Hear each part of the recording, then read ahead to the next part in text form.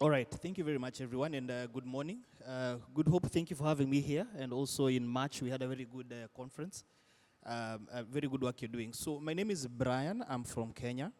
I think for my Tanzanian brothers and sisters, please, the recent occurrences on social media, kindly forgive me on behalf of the Kenyans. It is just our nature, and we apologize on behalf of the whole country. So NCBA Bank is a bank that has been in Tanzania for about 11 years. If you don't mind, I can just give a brief and then I respond. So we've been in Tanzania since 2011, and we have embraced digital transformation from the onset. The bank has essentially two overall divisions of business models. One is we have the traditional banking side, and I believe we have a lot of our colleagues in the room here. Reach out to them, and there are a lot of services that they can give you.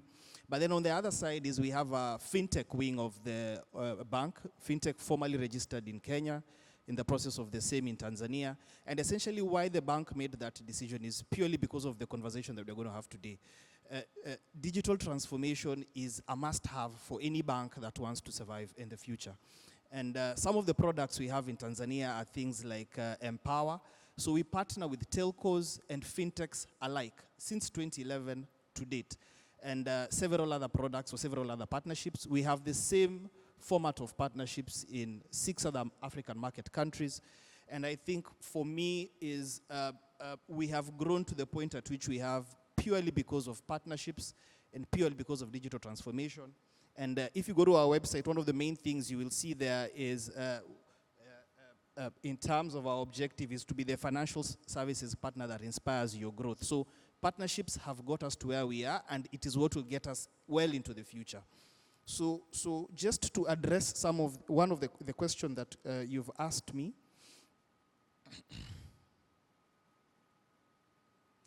how will emerging technologies such as AI and APIs affect the future of financial services, specifically in the context of digital transformation?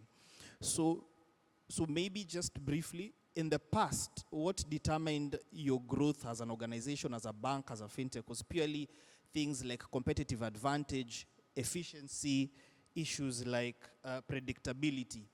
But in the world we live in today, things like ChatGPT, things like Grok, etc., have basically made information democratized.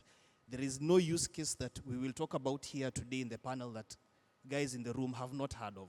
So everybody has access to information, everybody knows what's happening in the world, and everybody understands the importance of digital transformation when it comes to financial inclusion. And so the future that we see as a bank is, and this is where digital transformation comes into the picture. Your success in the future will be based on your ability to understand a customer's problem and respond to it as quickly as possible, because your competitor has the information you have. Your competitor knows exactly what the pain points are, but your ability to then pivot and address that problem as quickly as possible is what will then determine the future of this space. And so we have adopted quite a lot in terms of banking as a service, and I'll talk about it more. Good Hope when we get to that, but I'm assuming guys will introduce themselves first, then we get into the detail, or do I get into it now? We can do that because literally you have like 10 minutes, 5 to 10 minutes of disseminating whatever that you have, but also you can hold it as you wish. All right. All right. Thank you so much. And ending with you saying the ability of companies, literally businesses, to understand customers' challenges and pain points and adapting quite fast is the key to literally succeeding in the business right now or in the market right now. That is quite profound. But also, at that note, I'd like to speak to my good brother and friend, Ali Othman, the CTO, Dar es Salaam Stock Exchange. And we do have a warm-up question for you before the audience, really. Digital platforms are democratizing investing. How is the DSE, Dar es Salaam Stock Exchange, embracing technology to improve investors' access, transparency, and market participation across East Africa. Interesting. Thank you. Thank you. As you just introduced me, my name is Ali Othman. I'm from Dar es Salaam Stock Exchange as a CTO. Of course, our stock exchange, Dar es Salaam Stock Exchange has a span of about 25 to 30 years. So just 2 years back, as a management, we say there is a need to break the barrier because the exchange growth was not that very impressive. You know the way exchange operates, you have your exchange and then you have your participant, market participant, who are the broker. Very unfortunately in our market, all the brokers, they were residing in Dar es Salaam, or they are residing in Dar es Salaam. And you see, and you know how big is Tanzania. So in fact, only us in Dar es Salaam, we were enjoying the service of investing via stock exchange. Therefore, 2 or 3 years back, we decided to come with a digital platform that's basically to utilize technological capability. It was integrated with national identification system and government payment system. Therefore, I, as an investor, I can get investment account as far as, or as long as I have my NIDA number. So even if I'm in Arusha, I'll get the platform, I'll provide my NIDA number, of course, the algorithm which is there now, I'll answer the question, I'll open the CDS account. Therefore, that barrier was, in fact, was eliminated. Another thing was on the payment. The market is pre-funded market. Any service which you want to get, you must pay for the service first. So after integrating with the government payment system, you get the control number for the security that you choose, and then you can execute the order instantly, and you get all the necessary information that you want out of the platform. Amazing, amazing. And I think now in East Africa, I think you spoke about NIDA number there. Yeah. In East Africa, probably when I'm actually from Kenya, and probably we might even talk about our friends from Ghana. We do have our key facilitator here. He's from Ghana, but also the keynote was from Ghana. Yeah. Are we thinking to go there, or is just East Africa? And how in East Africa can we access also DSC? Yeah, of course. You know, when we started this platform, when you talk about investment, investment is a behavior. People need to get a belief. The platform, it has grown so much in the past 2 years. And right now we're in the process to go with partnership with Safaricom, so that if you're in Kenya, you can buy a security in Tanzania. Because all you need to have your investment account is a proper KYC. Therefore, we'll leverage on the KYC that are there on the Safaricom, and then there'll be a mechanism for the payment and buy the security that are here in Tanzania. And just to add one sentence, I think a month ago, Nairobi Stock Exchange, they were here to learn on what we did, and they want to go massively for all the retail investor leveraging on the technology, because they see for the people to access this traditional stock exchange, there's a lot of barrier if you don't leverage on technology. Amazing, amazing. Having said that, I know our friends from Ghana, and I've heard also there's audience from Egypt, China here, and that is our way, and we're soon going to come your way as well. Thank you so much, Ali. There will be more questions to come, but also expect questions from the audience. Now, with that being said, I would like to move to my good friend, Emmanuel. Emmanuel, all right. We've heard a bit about FICRA, all right, and still we are thirsty to learn more. And really I'm impressed by your name, Babalola. Yeah. Amazing. In Tanzania, somebody would even mistakenly call you Babalao. I get that a Yeah. lot, actually. But it's Babalola. Amazing, amazing. Welcome to Tanzania. And my question to you is, as a leader in the digital payment infrastructure, all right, how do you see cross-border fintech solutions shaping the future of seamless trading and financial connectivity across East Africa now? Welcome, Emmanuel. Thank you so much. Again, my name is Emmanuel Babalola. You can call me Babs. That's easier. So FinCra is the largest African cross-border infrastructure. Our core focus is helping build the rails for an integrated Africa. We are focused on connecting builders, banks, and payment providers, and allowing them, connect seamlessly, whenever it comes to commerce, trade, remittances, and so on.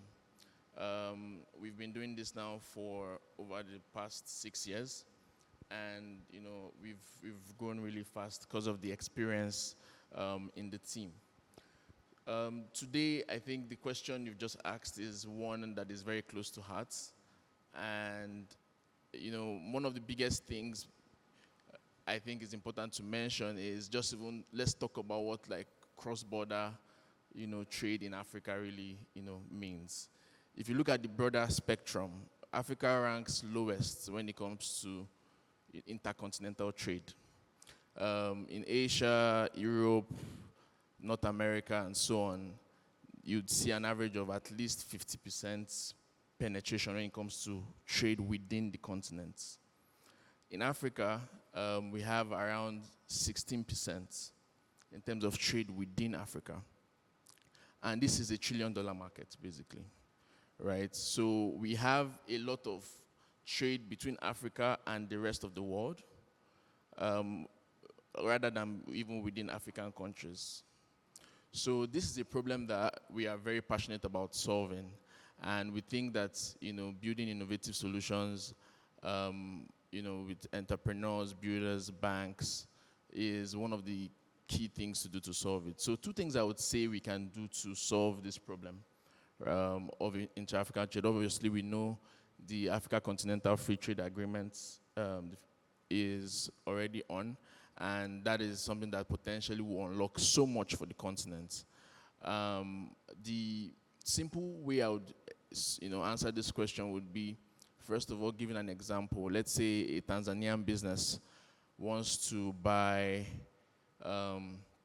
shoes, a container of shoes from a Kenyan, or let's even go a bit further, an Ethiopian company, right? What you would find the challenge would be that, as a Tanzanian business, I only have, Tanzanian shillings, right?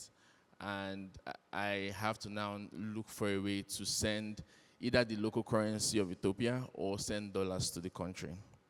Now, this poses a challenge to trade, right? Because there's now the issues of settlement, there's issues of FX, there's issues of just even trying to figure out the way to even go about it. Many people today don't even know how to send money to Mozambique, for instance. If you wanted to send money to Mozambique or Zimbabwe, you have to start calculating for a lot of maths. So one of the ways to solve this is local collections, right? So if businesses have, this is now speaking to fintechs, if fintechs can help businesses build out local collections in those different countries, that is, I think, one key way to solve that problem, where, for instance, the Tanzanian business who is trying to buy things from Ethiopia can just directly have an Ethiopian account that they can actually use to make that settlement directly. We've seen innovation like this on builders who are building on a FinCra, just building out cross-border, very interesting, innovative solutions that help local collections, whether from Asia, people who are trying to, Asian manufacturers who are trying to collect in Africa, or let's say, Kenyan businesses who are trying to collect in Ghana, for instance. So local collections is one key solution that can help. Another key solution is working with banks to do automated settlements and FX, because that's another key piece that you need to solve when you try to bridge the gap for cross-border.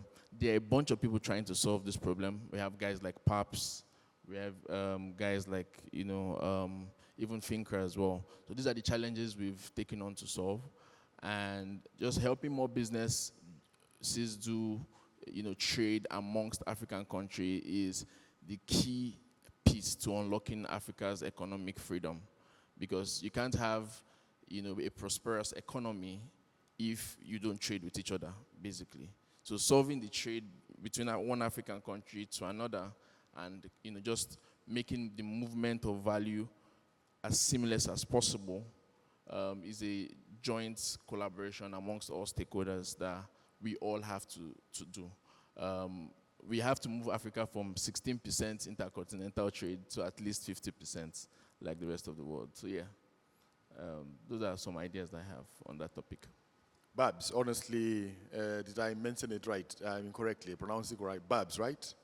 Amazing, amazing. I mean, the 16% is where it actually caught me. I think also the audience could have gotten a few, but also I like the money part. When I heard about there's $1 trillion market, I was like, wow, all right, this is something we should really, really jump on. But also the ability to have a wallet, as you gave an example to Ethiopia, an amazing idea and solution as well. But as you spoke to about working with banks and I mean closely with banks, Brian there, my good friend Brian, he's just to your right, I think. Yeah, he's just to your right. They have a culture. I remember when he said the first sessions, they have a culture of embracing those conversations. And I'm so sure Emmanuel to your left, I've not had quite conversations with him yet, but I am so sure you can also have conversations, better conversations here. And everybody, in the audience, we can have fruitful conversations from there and build meaningful partnerships, yeah? Thank you, Babs. Now, I'll move to my very good friend as well, Roshan. Morning. Your second name, I had to send you a message asking, can you pronounce it for me? Kalpo. Amazing, amazing. Roshan is the VP, Vice President for Africa, Xoxo Day. I'm excited to get to understand how you got to Xoxo Day. How did you get to that name, that brand? Probably you will tell us the story as well. But my question to you today is, your company is driving digital incentives and financial rewards, all right? How can platforms like Xoxo Day, support micro entrepreneurs, gig workers, and unbanked population in East Africa specifically, all right, to participate more fully in the digital economy? Welcome, Roshan. Thank you very much. My name is Roshan. Thank you very much. My name is Roshan Kalpu. I'm come from Mauritius. I've been in Africa for the last 30 years. Been constructively helping, collaborating with specific authorities for the financial inclusion acceleration. Thank you very much for this question. We believe, first of all, it is very important that we put the context of this wonderful continent, which is Africa. 53 African countries divided across different poles: East Africa, North, West, and Central Africa and Sub-Saharan. 450 million banked population. The journey started many years ago to accelerate financial inclusion, starting from the mass, and now everyone is looking about the affluent consumers.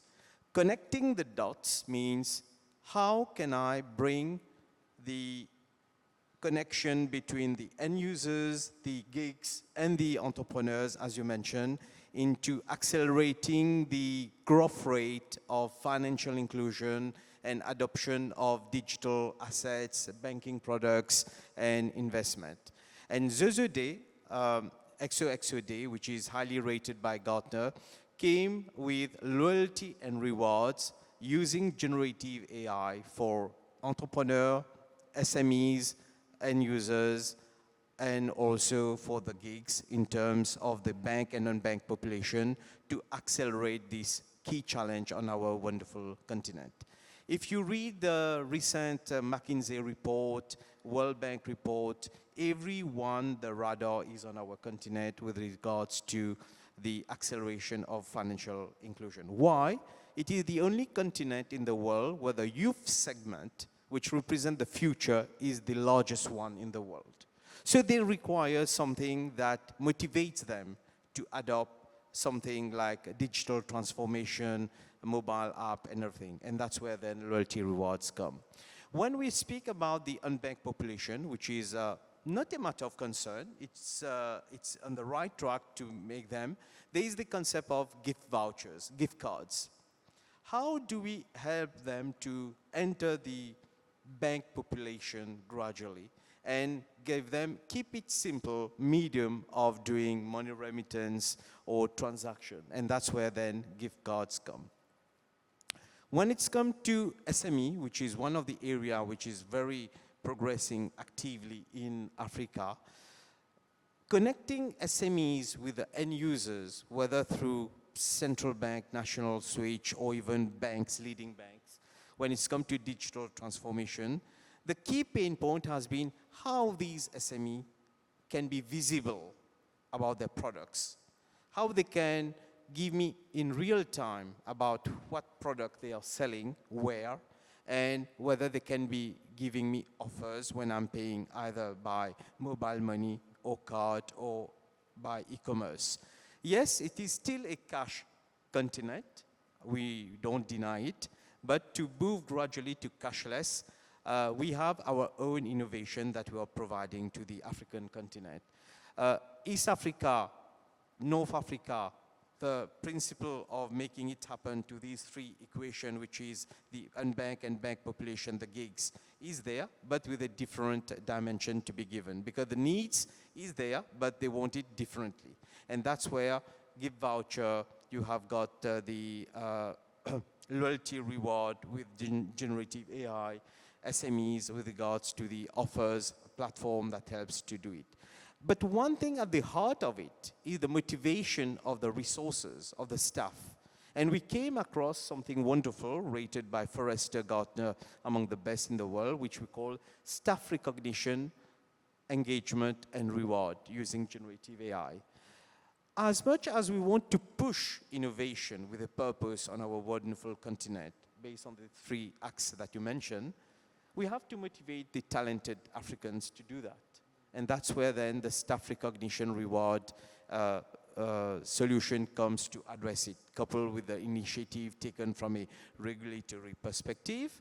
Then you have the vision and the strategy of leading authorities, or it could be the BFSI segment, and how then gradually you connect the dot between the SMEs, bank population, unbanked population. In a nutshell, I would summarize it like, we are on the right track for our African continent to meet it, and we believe that one size doesn't fit all, and we are here to manage the strategy based on the different, I would say, group quadrants of Africa, like I mentioned, East Africa, West Africa, North Africa. But to answer precisely your question, definitely it's not a one size fits all. There's gift voucher.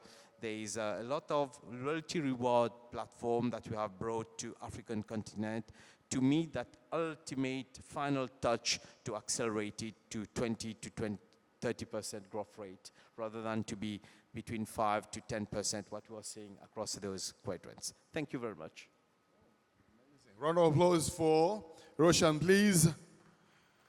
Thank you so much. Thank you so much. Thank you so much. And I think the staff recognition rewards, I liked it, honestly, myself. And I think we'll have more conversations from there.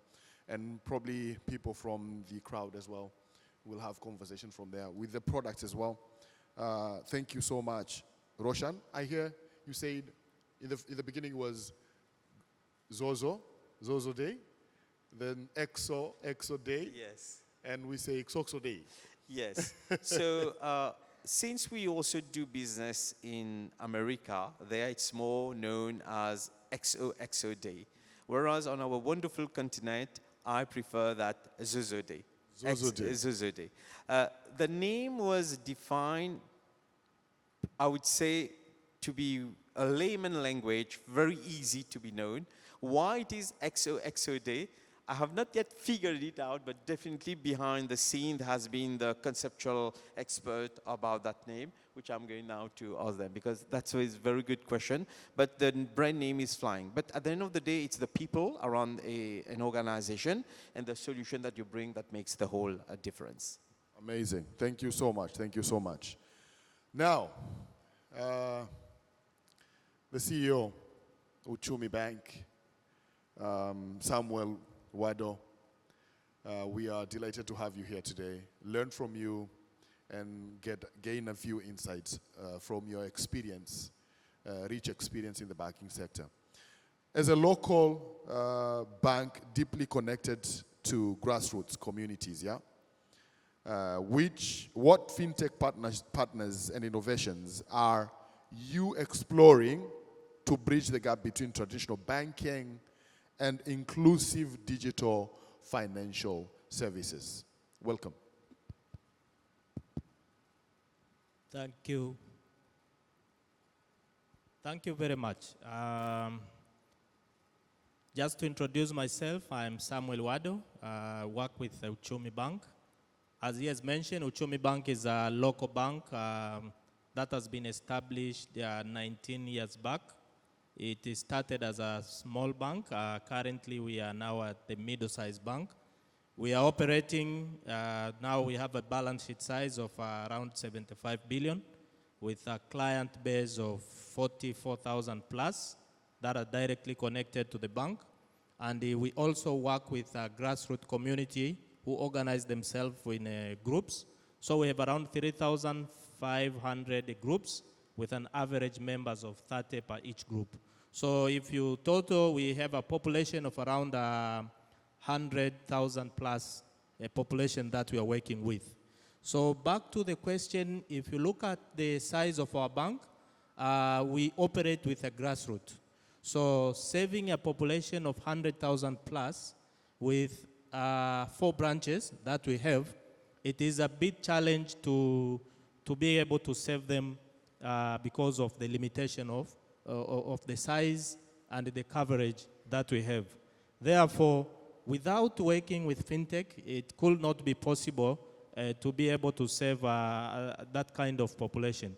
So back to the question that you have posed, in this era, there's no way you can operate without digital platforms. So the first thing which we did way back, our bank started to operate with those few branches. So the challenge was how can our customers access their funds when they're outside of the branches that we have. So the first thing is we joined the fintech. We are operating with what we call the Umoja switch. If you have seen the Umoja switch across the country. So we have 4 branches. We operate and collaborate with other banks where the Umoja switch is a switch that is owned by almost more than 15 banks in the country. So the member bank will be able to enjoy the service of the ATMs. And then through fintech, we were able to integrate the operation of the ATM, whereby our 44,000 clients plus those members in the groups will be able to access the ATMs across the countries.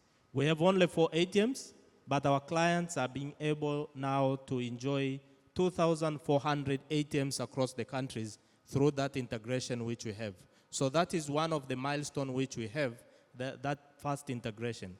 And the second integration is through the ATMs, you can only withdraw your funds. When you come from Moshi, where we operate, you go to Dar es Salaam or other region, you can be able to withdraw your funds. So the other challenge was how can you deposit? And then we do another integration with the agents banking model.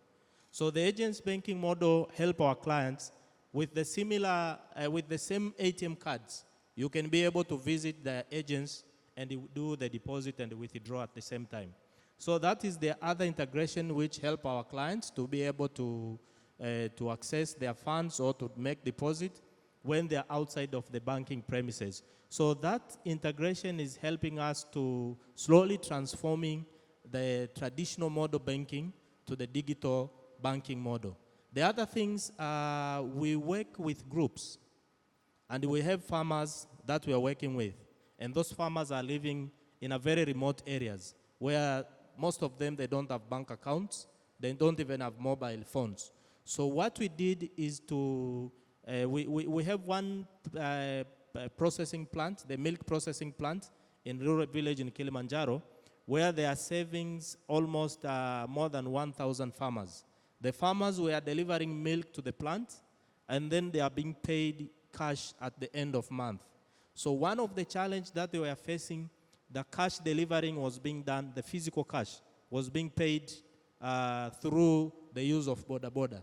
So the boda boda will be collecting funds from the plant and then distributing to the farmers in the village in a setup of, it was a challenge because the average amount that one person was carrying was around 30 million. So it was very risky, and those people, once they receive their payment, they just put it inside. So you can see the challenge. So what we did is we organized the forum with the farmers. We encouraged them to open an account. Initially, it was somehow challenged because they were complaining about the charges. But when they receive cash from the boda boda, they are paying 2,000.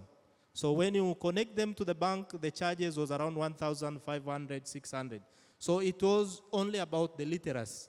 If you don't tell them the reality, they will not be able to understand because they have the perception that operating a bank account is expensive. So what initially we did is we do a thorough awareness training, and then we were able to open account for all 1,000 plus farmers. And then we establish the agents close to their premises. Now, all those farmers now, they are receiving their funds through their account. Those who have mobile phones, they get notification immediately after they receive funds, and then they can access their money close to their agencies, or sometimes those who have mobile, they can get through the mobile integration. So that integration with FinTech has helped to enhance the financial inclusion to those people who are underserved. Currently, they are enjoying their cash through their mobile, through the agencies, and some of them, they are also getting credit because they have constant income every month. So sometimes they borrow through the funds that we're receiving. It's like someone who is receiving the salary. So that is the kind of integration which we did. So just to summarize, working with FinTech is something that cannot be avoided in the current world. It's like an ocean it's like a river when it's flowing close to the ocean. I think the river has no option of going back. It's either you become the ocean or you pay. There's no alternative. So it's like now as a bank, we have no alternative of embracing the technology and living in it, because other than that, you will not be able to serve the clients. Thank you very much.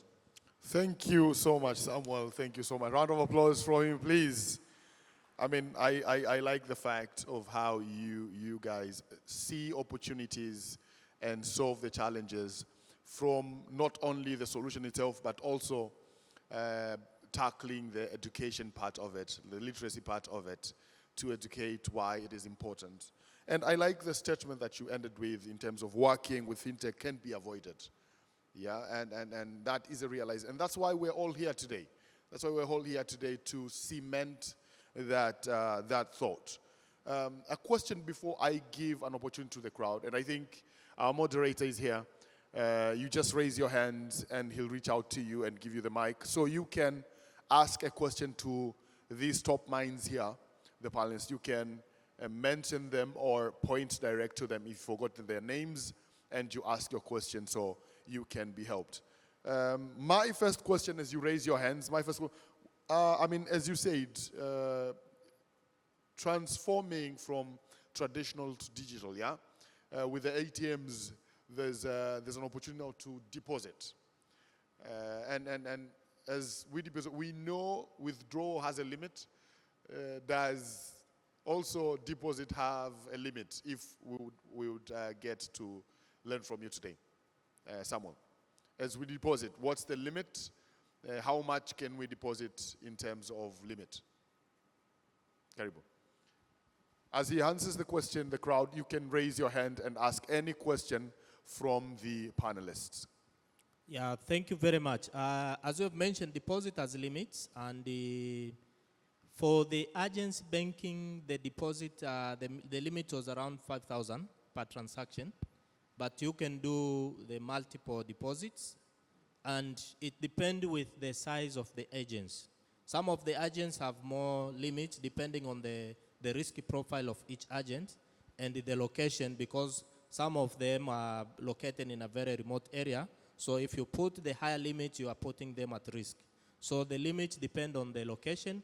But on the other hand, we are also now working with the same platform of Umoja Switch to do what we call the interoperability. Interoperability means the agents of Bank A could do transaction with the agents of Bank B. So the only thing you need to have is the ATM cards of Umoja Switch. So all the banks within the Umoja Switch will be able to do transaction across the member banks. So through that integration can help. But also the other channels like mobile. So there are so many options, because sometimes we'll be limited to one channel, but there are different channels where you can do multiple transactions to reach the desired target that you want to achieve. Amazing, amazing, amazing. Thank you so much, Samuel. Do we have a question? All right, all right, all right. Welcome. State your name and your question as well. Welcome. Thank you very much. My name is Magaki Victor, and I represent Uzapoint Technologies, a company in Kenya. So my first question will be to Brian, but kama Brian pia mimi nitasema pole kwa yale tu yaliyotokea mtandaoni. Tumeyapita. So Brian from NCBA, I have three questions in general. So Brian, is one of the things I did when we came here, and you understand from the Kenyan perspective, is we do have a lot, we do our transactions a lot via our phones. Even currently now, it's the first time carrying cash. But I experienced a lot of difficulties while from when I checked in yesterday, went to the hotel, there is no hotel I stay in, that we just keep quiet about it, but there are no even card payments to begin. So you need hard cash. Now, what is NCBA doing, and maybe even the Umoja Bank doing, to have a seamless transactions, especially in the East African region, where if I have my bank, I can easily just send money to any number within the region. Not necessarily, currently if I have an NCBA bank, I can only send to the Kenyan Safaricom or the Airtel. So that is question number one for Brian. Question number two also is what role, since we're here about financial inclusion, and I know many people, but in the room, people just know the word fintech. But if you ask somebody what does fintech stand for, you will find that 3/4 of the people don't even understand the full meaning, which is financial technologies, right? So what is NCBA doing to make sure that other SMEs are gotten into this fintech? Now, meaning that we all get into the financial inclusion, because I don't know the data, I don't want to speak the data, but you'll realize that for traditional banking, also in Umoja, we really talk big on the financial institution. But so long as, actually this question is for the whole panel, so long as somebody in Dubai sends money in Kenya and transaction fee is close to 60% of that amount, I'm telling you the truth, you can check the fact. Transaction fee of money is still 60% of the whole inclusive. there is no way we're going to achieve the fintech in Kenya, or not in Kenya, sorry, in Africa, because all it will be is huge talks, huge fundings, very nice decks that we will present here, but then there is no real impact. In my grandmother somewhere, come from Kenya, in a place known as Kisii. My grandmother in Nyamira still can't get access to money because if you mention all the fintechs that were mentioned by the gentleman, second gentleman from there on my right, they are all good, but for the corporates, how does my grandmother get to know? How does my grandmother get this money? How do we make sure that the continent, which is still struggling even with internet, is able to use the USSD, but they are able to achieve this with a minimum? Then, sorry, Victor. Yeah. Just a quick question to the facilitator. If we have more hands, if not, I can allow him to ask the third question and we proceed from there. No? We have one more. All right. So we'll get back to you, Victor, with the last question. Okay. But let's have your answers. No, let's ask all the questions. Let's ask all the questions. Yeah, right. yeah. Then we can answer them all. Welcome. Good morning, everyone. Morning. My name is Agnes Mhina, and I'm here on behalf of Clyde & Co. Tanzania. And I have one question, and I think this question goes to the whole panelists. Whoever will be able to answer me, I'll be grateful. And my question is, if you could change one thing in the fintech ecosystem today, what would it be and why? Because every panelist have spoken the positive side of the financial technologies, but I am convinced there is a lot of gaps and things to be developed in the fintech. So that's my question. Thank you. Thank you so much. Thank you so much. Yeah. Okay, have a last one. We have a last one. Have a last one. That's for you. That's for you. Thank you. It's going to be brief so you can answer it all. Thank you. Thank you very much. My name is Paul Olo, famously known as Picasso. I'm the CMO of Umoja Coin. And I just have a brief question to the panelists, anyone who would answer. In this day and age that we are trying to embrace digital transformation, you have a farmer, maybe let's say in the rural Sigida or Msoma, and this farmer is trading in livestock or crops locally, but has no bank, has no credit cards or the switch, and has no smartphone. How it is embracing the digital transformation, reaching to these rural farmer? How is it bridging the gap? Or is this embracing only to the urban tech savvy individuals? Thank you. Thank you so much. And I think that literally boils it properly to Emmanuel in the sense of how do we help them, the rural places? How do we grow our 16%? And with that being said, we'll start with the first two questions from Brian, and then Emmanuel, you'll take over the last question, and the overall question we will take it up with the panel, with the panelists. Welcome, Brian. All right, thank you very much. I apologize, I might not have gotten your name. Victor, you said? All right.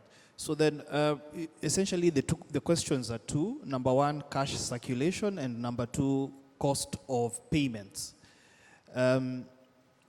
So for me to answer the question well, we need to go back to the beginning. So when NCBA came into this space of using technology to affect the lives of the masses in 2011, the use cases back then were basic. Access to credit, savings, and investment. And what we then realized at that point was, those days we didn't have AI, ML, and all these buzzwords we have now. But behind it, or behind the technology we talk about today, were essentially basic mathematics, statistical models. So if you're going to do credit scoring, it is essentially a question of regression.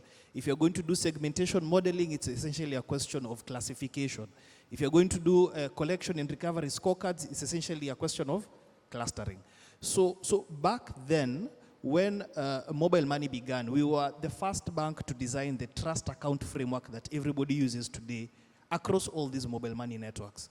So back then, the cost of payments was not a big deal because the investment or the capex incurred to do that was justified. But today, your second question speaks to a very important point, and I'll get to it about what we are doing about it.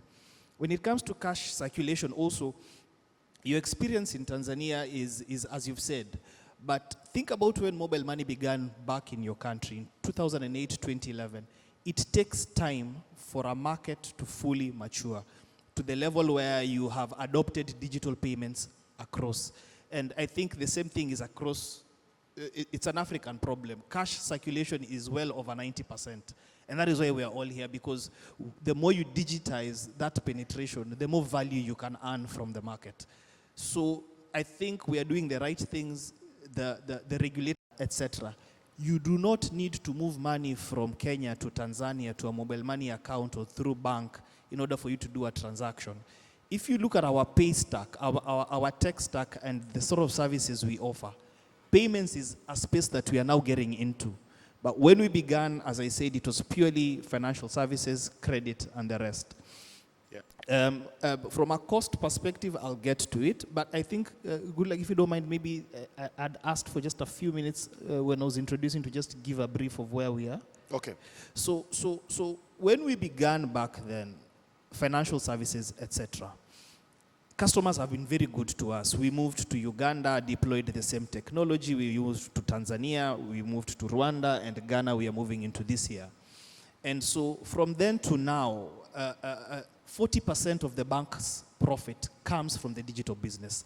And we have no branches, just as my colleague towards the far left said, you will never see any of our outlets or of our color agents in the market. It is purely digital end to end. But where we have arrived at today, we are realizing that the ocean has become red. There are so many players coming into the space. There are so many payment organizations. There are so many financial services brands that are coming in. Nivushe, Empower, Tala, Bra. The waters have become muddied. And it is very good because in that overcrowding, opportunities arise. But for a player like us, one of the realizations that we came into in 2021, 2020 was that we need to move ourselves higher above in the value chain of financial services so that you can then let the fintechs, the agile organizations innovate and play at this point. And so when we made that decision, we then began developing our capabilities and exposing our credit scoring models, our collection models, and our practices in-house, specifically through banking as a service or API stack that can then be used to be accessed by other players or other participants in the market. Yeah. Now, when you then expose all of our capabilities and all of our learnings to third parties, actually it was just this week, a fellow bank in the market in Zanzibar approached us because they said, you guys know digitization. Expose your capabilities to us so that we can then serve our customers better. That is the sort of innovation that I'm talking about above the value chain. You then get to the point where you realize, and that speaks to now your question around cost of payments. Before the capex was high, so it made sense. But right now, through things like adoption of cryptocurrencies or blockchain technology, through the use of the payment schemes, like what I talked about earlier, Visa, MasterCard, you then see the ability for the cost to then come down. And so... sorry, Brian. Sorry to cut you short. Just for the interest of time, I think we have also a few minutes later where you can catch up with the audience. And I think Brian has interesting ideas, as well as Samuel, Emmanuel, Ali, and Roshan as well. But in less than a minute, Emmanuel, if you can jump into the question. Yeah, so I will just try to give a very, short answer to that very deep question. And it also ties to the question earlier on how expensive it is to send money to Africa. And by the way, Africa is one of the most expensive places to send money to. This is aside from the challenges I mentioned earlier. Now, tackling this problem is something that is very important. Now, it would interest you to know that while bank penetration in Tanzania is less than 50%, mobile money penetration is around 80%. So that's almost 2 times, right? So while mobile money and mobile phones have done well to help some of these farmers even have access to some form of technology, what you'd eventually see is that some people are not just bankable, right? Maybe they don't have IDs. Like maybe less than 90% of Tanzanians have an ID card, right? So that means that not everybody has an ID. So not everybody can even be banked. They don't have proof of address that can be accepted. Some of those, nuanced challenges, right? And that's why, as the lady asked, there's one thing I would like to see change, as we talk about embracing digital transformation and just, fintech in general, is just how we embrace new technologies. We mentioned stablecoin and cryptocurrencies, blockchain technology, AI. The rate of pace of embracing these new technologies are the solutions to some of those deeper problems for the people that are completely unbanked, right? And we've seen this happen in many countries where, a grandma in the village with no access to any form of bank account, but just cash, can also still leverage, point of sale locations to access remittances, via stable coins. We've seen this play out across, the world as well. Yeah. So there are technologies like that can help. This is now talking to the 10% that can't even be banked, right? But for the large majority, there are innovations that today help reduce the cost of remittances. And this is something that FinCry is also very, very, passionate about and interested in. Thank you, Manuel. Thank you so much. And I think we have more time. Still, he can have conversations with you alongside also those that didn't get an opportunity to ask you questions. Then we can connect later on. Roshan, there was a question of if you could change one thing in the fintech world, what would it be and how? Specifically in Africa or in East Africa? Yes, I think it's an excellent question. The talk of the town currently is we talk a lot about fintech, but do we really talk about fintech with a purpose? Do we think that technology is going to change our wonderful continent, or it's technology with fintech as a business enabler? So this is the main gap that I'm saying. We speak a lot about fintech, but where is the purpose? And whether we put the business gap first to address it with fintech and the technology and the solution. One fundamental gap also is awareness. We want to increase financial inclusion. We want to, like a gentleman was mentioning, how about my grandmother can get the money from somewhere? It's a question of the budget, of awareness, of knowledge, of education perspective. But when it's come precisely to fintech, number one, we need to be focused about the purpose, what is the business objective, and whether as a fintech we are a business enabler. Rome, as mentioned, was not built in one day, but definitely if we know that. I'm going to now substantiate it with a factual example. I'm collaborating in a country in Africa called Cameroon. Fintechs did not address the problem of credit scoring and micro lending. Yeah. Address is a key issue in many of our African continent, and credit scoring is a need gradually. So we are now putting the business objective, what is the gap, and then telling fintech, okay, can you now collaborate together? And then to expand it, I am a believer that fintechs across region, East Africa, North, we need to create interoperability. And FinTech has a crucial role to play underneath regulations, sandbox, and everything. Because if we don't do that, we are not going to see the vision that we have for our wonderful continent to be realized in a 5-year span or even a 10-year span. Because we are just concentrating about the country challenge without gradually moving to the region challenge and the continent challenge, and we create a interoperability. And that's where then FinTech has a crucial role to play. Thank you. Thank you. Amazing. I think speaking of the budget awareness, the awareness budget, I think we can have interesting conversations later afterwards and the audience as well.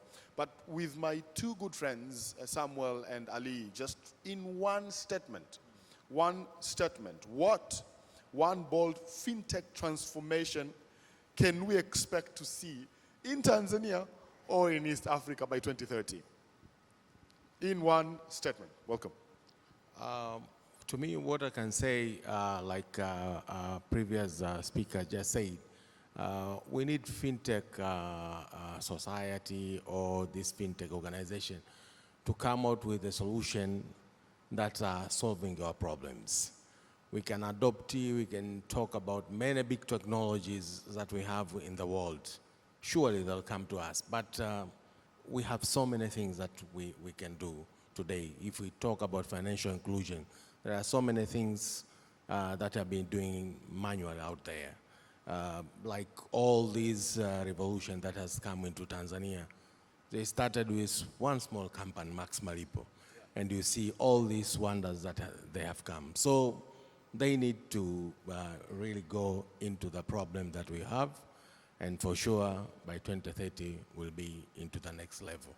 Thank you so much. I like the optimism from Max Malipo. I can feel the energy, and that's where we're going, and that's where we're building from. Samuel, one big statement, and what do you see by 2030?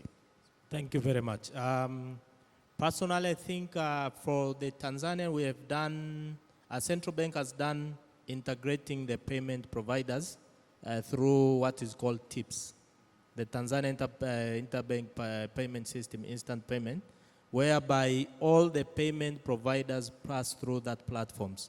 Therefore, payments, the local payments become very easy, from bank to mobile, from mobile to bank, and across other financial players. But I think the next step now is to integrate with the regional payment to address the challenge that has been raised in terms of minimizing the cost of transaction.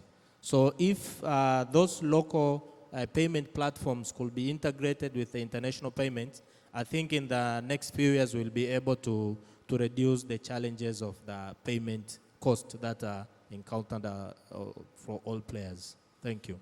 Amazing, amazing. What a powerful discussion we've had today for reshaping traditional finance to opening new doors for inclusion. One thing is clear. FinTech is not just the future, it's the now. We're living with it now here. So together, a round of applause for our brilliant panelists sharing their insights today. A round of applause for them, please. On that note, round of applause for yourselves as well for actually bringing this and being with us in this journey to learn one or two. And thank you, and let's keep engaging for the rest of the sessions. Thank you so much.